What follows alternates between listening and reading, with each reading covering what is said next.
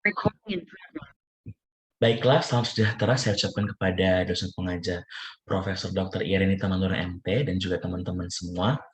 Pada kesempatan kali ini dan pada video ini, saya ingin mempresentasikan tugas saya untuk mengenai alat ukur lajur alir, namun saya ambil referensi pada PT Pertamina Unit Refinery 2 di Dumai.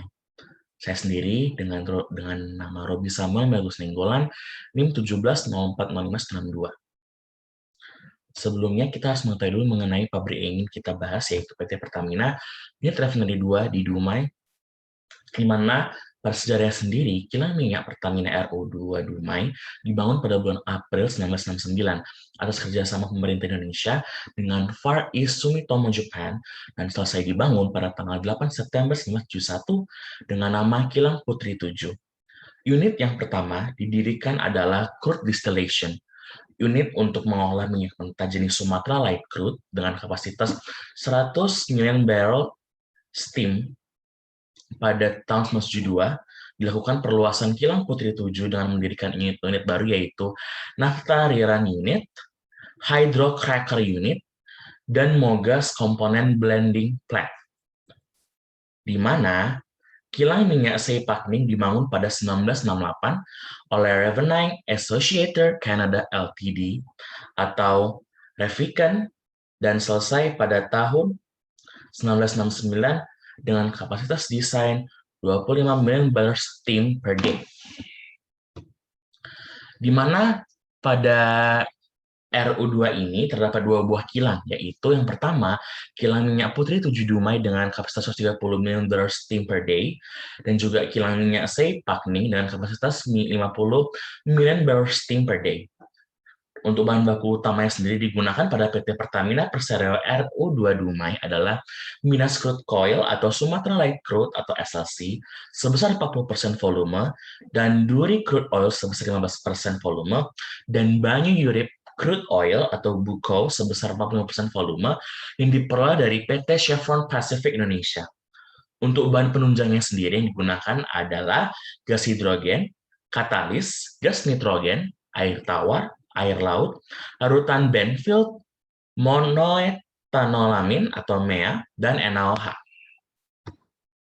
Untuk produknya sendiri, pada unit refinery 2 itu, yang pertama adalah beberapa jenis bahan bakar minyak atau BBM, yaitu gasoline series, yaitu berupa premium Pertamax Pertalite, diesel high quality atau Pertamina Dex atau Dexlite, high speed diesel atau HSD, BBM diesel untuk ekspor, jet petroleum grade, dan solar.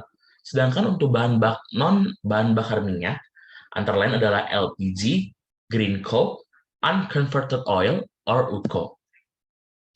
Sekarang untuk deskripsi umumnya sendiri pada unit refinery 2, di mana pada tahap pertama, pengolahan tahap 1 minyak mentah yang telah diendapkan airnya didistilasi dalam unit crude distillation unit, di mana nantinya yang diperoleh dari unit CD sendiri akan diperoleh nafta sebanyak 8,2%, kerosin sebanyak 14,4%, LGO sebanyak 7,8%, HGO sebanyak 7,5%, dan long residue sebanyak 62,2%.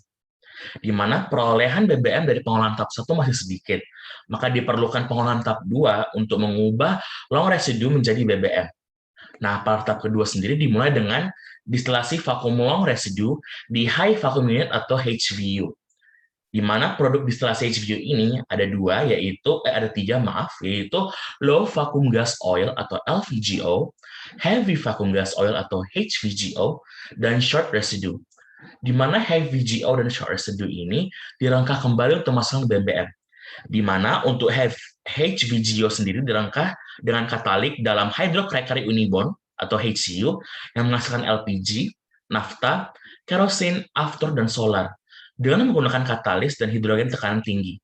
Sedangkan untuk short residue sendiri itu dirangkah secara thermal dalam delayed cooking unit atau DCU dengan pemanasan mencapai 490 Celcius untuk menghasilkan LPG, nafta, solar, dan coke, di mana produk-produk rangkaian ini berkualitas rendah sehingga harus ditreating sebelum dipasarkan. Di mana produk nafta dari CDU, HCU, dan DCU adalah komponen bensin yang masih mempunyai bilangan oktan yang rendah. Oleh sebab itu, nafta harus diolah dalam platforming unit atau unit PL dengan katalis berbasis platina untuk menghasilkan komponen bensin beroktan tinggi. LPG sendiri diproduksi sebagai produk samping proses perangkaian di hydrocracker dan delayed cooking dan juga dihasilkan dari proses platforming. Lalu masuk ke bagian unit proses dan sarana penunjang, di mana berdasarkan jenis bahan bakunya, serta proses yang terjadi di dalamnya, proses pengolahan umpan berupa minyak mentah yang masuk di kilang PT Pertamina Persero RU2 atau unit refinery 2 Dumai, terbagi ke dalam 3 area proses, di mana ada HSC atau Hydro Skimming Complex, di mana pada unit ini merupakan bagian pengolahan tahap awal yang terdiri dari unit CDU, Gasoline Plant 1, dan Gasoline Plant 2.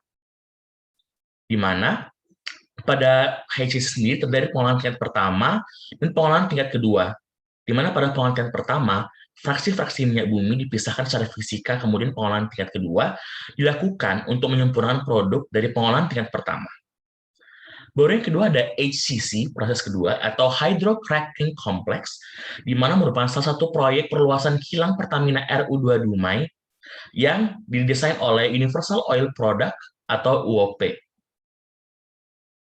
Dan yang terakhir ada HOC atau Heavy Oil Complex, di mana merupakan fungsi utama untuk mengolah fraksi berat hidrokarbon menjadi fraksi-fraksi ringannya. Di mana bagian ini termasuk dalam new plant yang terdiri dari 4 unit operasi, yaitu High Vacuum Distillation Unit, Delayed Cooking Unit, Distillate Hydro Treating Unit, dan Coke Calciner Unit. Nah, seperti yang kita tahu, pada beberapa diskusi umum sendiri, tentunya kita akan menggunakan banyak sekali alat ukur laju alir. Nah, dan pada salah satunya sendiri, saya ingin memilih untuk fokus kepada pressure gauge, di mana pressure gauge sendiri ini berfungsi untuk mengukur tekanan pada sistem metering sebelum masuk ke dalam orifice flow meter, di mana orifice flow meter sendiri adalah alat ukur laju alir untuk mengukur volume gas. Di mana pressure gauge hanya dapat mengukur namun tidak dapat mengirim data menuju flow computer seperti transmitter. Nah, prinsip kerjanya sendiri yaitu berdasarkan pada hukum Hooke yang menyatakan bahwa gaya yang diperlukan untuk memperluas atau mengompres skala pegas secara linear berkaitan dengan jarak, ekstensi, atau kompresi, di mana ada tekanan dalam dan tekanan luar. Jadi, ketika tekanan diterapkan pada permukaan benda, itu lebih kepada sisi dalam karena area tekanan lebih kecil. Nah, untuk satuan dari alat ukur ini, yaitu alat pressure gauge sendiri berupa PSI atau pound per square inch, PSF atau pound per square foot, mmHg atau millimeter of mercury, inch Hg atau inch of mercury, bar ataupun ATM atau atmosfer. Berikut adalah hanya sedikit beberapa dari jenis pressure yang saya akan presentasikan. Saya yakin masih ada banyak lagi pressure gauge, cuma saya ingin fokus pada 3 ini saja, di mana teman-teman bisa akses lagi nanti di internet.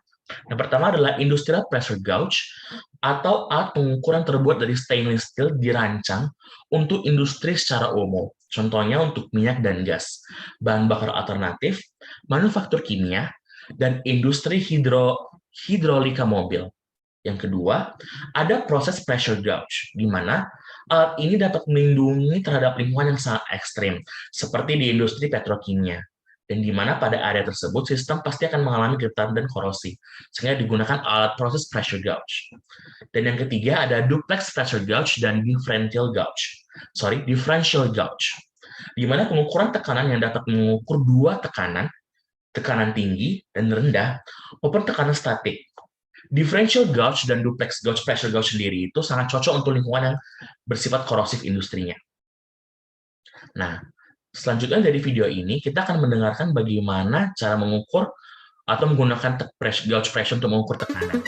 Silahkan ditonton.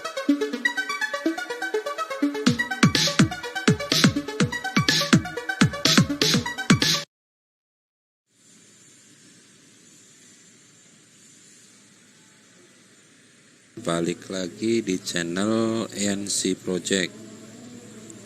Nah, di kesempatan kali ini saya akan menginformasikan khusus untuk pemula ya, para helper atau yang baru PKL di lapangan. Pengenalan cara baca alat ukur pressure gauge ya, untuk pengetesan pipa bertekanan tinggi. Nah, di sini ada warna merah dan hitam, PSI dan bar. Untuk yang warna merah atau angka merah sebenarnya ada petunjuknya, itu ada tulisan PSI atau pound force per square inch. PSI adalah salah satu besaran nilai satuan tekanan ya.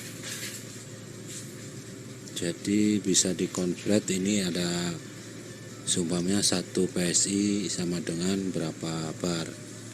Itu bisa untuk dikonvert ke persamaan ukuran. Nah, kalau yang warna hitam atau angka yang hitam itu adalah bar. Bar adalah satuan tekanan. Bar juga digunakan untuk mendeskripsikan tekanan atau simbol pada bar itu. Cara bacanya seperti ini ya. Untuk bar atau PSI sama aja dari titik 0, karena biasanya pressure gauge ini desainnya dari 0, terus garis-garis, ada beberapa garis. Contohnya seperti garis yang agak panjang dan garis pendek. Nah, kalau garis yang agak panjang itu menunjukkan di angka 1 atau di angka 2, dan kalau yang agak rendah itu di angka setengah. Jadi dari 0 ada garis panjang itu langsung 1. Nah, yang garis rendah itu berarti setengahnya. Jadi lompatnya dari 0, 1, 2, 3, 4, 5. Ada per 2 garis.